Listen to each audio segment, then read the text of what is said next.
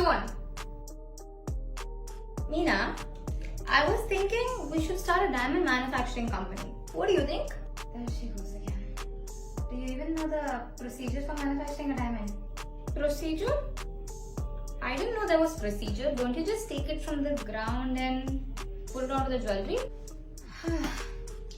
The diamond first gets mined from under the ground. There are different methods of mining. There's open pit mining, there's shaft mining. Open pot? Not open pot, open pit. Always thinking about food. Anyways, after it is being mined, it goes to the manufacturing center or the company where it gets cut. Do you know cutting? Cutting? Cutting the stone, not cutting. Anyways, after that it gets polished so it doesn't look like you, dull and ugly. After that it goes for grading. So grading is where, wait, grading like the teacher wala grading? No, it is for clarity grading to check if there's any impurity or inclusion. Oh. So you want to do all of this together with that little brain of yours?